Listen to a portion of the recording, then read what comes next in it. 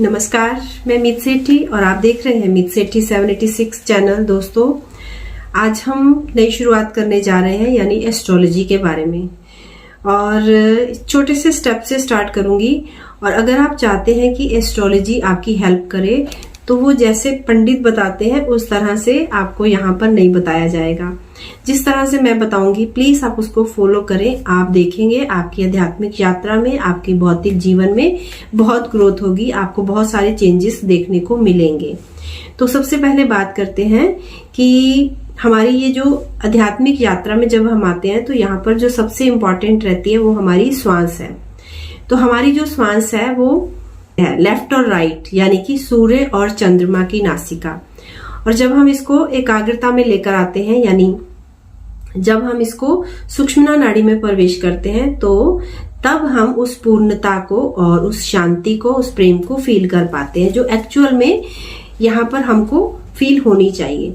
जब तक हम डुअलिटी में जीते हैं, जब तक हम दो भागों में बटे रहते हैं, तब तक हम उस पूर्णता को, शांति को नहीं फील करते हैं। तो यही चीज हमारे भौतिक जीवन में भी है, यही आध्यात्मिक जीवन में भी है। और जब आप इसको अपनी कुंडली में जाकर देखेंगे, तब वहां पर भी आप इसी चीज के साथ ही शुरुआत करेंगे, यानी कि सूर्य और चंद्रमा।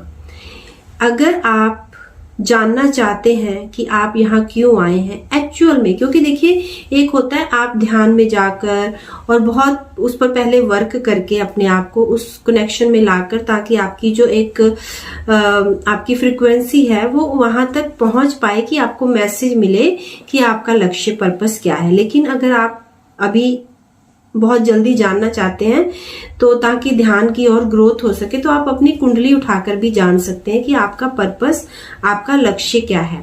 तो आपको अपनी कुंडली में सबसे पहले चेक करना है कि आपका सूर्य कहाँ बैठा है। जो आपका सूर्य है वो आपके आत्मा का कारक है। और उसके बाद आपको देखना है आपका चंद्रमा कहाँ बैठा है। तो जो आपका चंद्रमा है वो आपके मन का कारक है। और तीसरा, जैसे मैंने बोला कि चंद्रमा और सूर्य जब सूक्ष्म नाड़ी में प्रवेश करते हैं, तब हम उस पीस और शांति को फील करते हैं। उसी तरह से कुंडली में भी सूर्य चंद्रमा जब आप देख लेंगे, तो तीसरा आपका मंगल कहाँ बैठा है। अब देखिए, मंगल दो तरह से कार्य करता है हमारे लिए। एक तो भौतिक स्तर पर वो जोश, हमारे भीतर की वो एक अट्रैक्शन, एक भाग दौड़ के साथ जुड़ा हुआ ग्रह, जो हमको बाहर की ओर एक तरह से भटकाव में दे रहा है, भेज रहा है हमको इधर उधर। लेकिन वही जब आप डीप लेवल पर जाकर अपने मंगल को समझेंगे, जानेंगे, तो आपको पता चलेगा कि आप कौन सी साधना करें, कैसे अपनी श्वास पर वर्क करें, ताकि आपकी आध्यात्मिक जर्नी और आपकी भौतिक यात्रा बैलेंस में आए, आपके कर्म पूर्ण हो। बाकी के जितने भी ग्रह हैं उनके बारे में भी हम बात करेंगे और जानेंगे। लेकिन सबसे पहले मोस्ट इम्पॉर्टेंट 3 ग्रह आपकी कुंडली के, सूर्य आपकी आत्मा, चंद्रमा आपका मन और मंगल आपकी श्वास, आपकी जोश, आपकी शक्ति, आपका वो सीक्रेट द्वार जो आपको जोड़ सकता है ऊपर की ओर। तो आप सबसे पहले अपने 3 ग्रह देखिए। अगर आपका सूर्य उच्च का होकर बैठा है, अच्छे घर में बैठा है, अच्छे त्रिकोण में बैठा है, सेंटर में बैठा हुआ है, देन आपकी सोल जो है उसको अभी बहुत कम कार्य करना पड़ेगा और उसको मार्ग मिल जाएगा, उसको गुरु मिल जाएगा, उसको वो बस अपने हायर स्तर पे है, यानी आप एक ओल्ड सोल है। लेकिन अगर आपका सूर्य नीच का है, आपका सूर्य बैड हाउसेस में बैठा हुआ है, देन अभी आपको बहुत सारा वर्क करना पड़ेगा। एंड आपकी सोल के साथ ऐसा पीछे से क्या जुड़ा है वो भी आपको उसी घर से पता चलेगा, ठीक है। एंड चंद्रमा भी अगर आपके बहुत अच्छी पोजीशन में बैठे हैं, उच्च के होकर बैठे हैं, सेंटर में बैठे हैं, त्रिकोण में बैठे हैं, देन आपका मन जो है वो शांत है, पीसफुल है। आप पूरी तरह से अंदर की ओर मुड़ सकते हैं, आप अपने विचारों पर कंट्रोल कर सकते हैं, अपने मन की लगाम को थाम सकते हैं। लेकिन अगर आपका चंद्रमा नीच है, बैड हाउसेस में बैठे हैं, देन मन के जो विचार हैं, जो भटकाव है, उसको रोकने में आपको बहुत सारा वर्क करना पड़ेगा। और अभी आपका मन बाहर की ओर है, भौतिक स्तर पर भटक रहा है, उसको भीतर की ओर जाने के लिए बहुत सारा ध्यान करना पड़ेगा।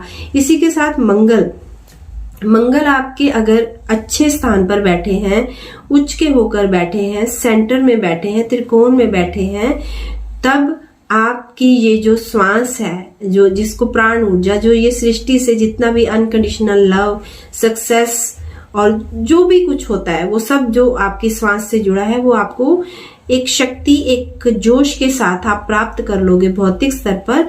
और फिर जैसे होता है ना, एक इच्छा पूर्ति हो गई और अभी आप जब पूर्ण अपने आप को फील करते हो अब और नहीं, तो बस फिर आप अंदर की ओर मुड़ जाते हो। तो वो जो है वो आपका कार्य वो मंगल करेगा। लेकिन अगर वो मंगल नीच है, बैड हाउसेस में बैठा है, बैड पोजीशन है, किसी बैड मैलिफिक ग्रह के साथ बैठा है, देन वही मंगल आपको बहुत भटकाव देगा, संघर्ष देगा। आपको जितने भी आपके बैड कर्मा है उनका पहले रिजल्ट देगा, देन आप अंदर की ओर जाकर खुद पर काम कर पाएंगे। आपको एक तरह से उस अंधकार में से निकालकर रोशनी की ओर लाएगा अगर वो बैड हाउसेस में है। तो अभी आप अच्छे से अपनी कुंडली चेक करिए और उसके साथ फिर आप अपने आप को देखिए, आपकी सोल, आपका मन, आपका मंगल जोश है, जो शक्ति है, जो जिसके माध्यम से हम आगे बढ़ेंगे, वो संगम है जो, तो किस पोजीशन में है, कैसे हाउसेस में है। और इसके बाद हम नेक्स्ट अपनी वीडियो में मिलेंगे। आप जरूर अपने ग्रह के बारे में वीडियो के नीचे मुझे मैसेज करें, मैं देखूंगी, हो सकेगा तो उनके लिए फिर वीडियो बनाऊंगी, आंसर दूंगी। और ऐसे ही फिर हमारी वीडियोस का सिलसिला चलता जाएगा, आपको बहुत सारे उपाय मिलते जाएंगे। और इसके लिए आगे क्या कार्य करने चाहिए वो भी मैं आपको अपनी आने वाली अगली वीडियोस में बताऊंगी। इसी के साथ अपनी वाणी को विराम देती हूँ। उम्मीद करती हूँ आपको वीडियो अच्छी लगेगी और जल्दी ही आपको अगली वीडियो के साथ मिलूंगी। तब तक के लिए धन्यवाद। वीडियो अच्छी लगे तो इसे लाइक, सब्सक्राइब और शेयर करना ना भूलें।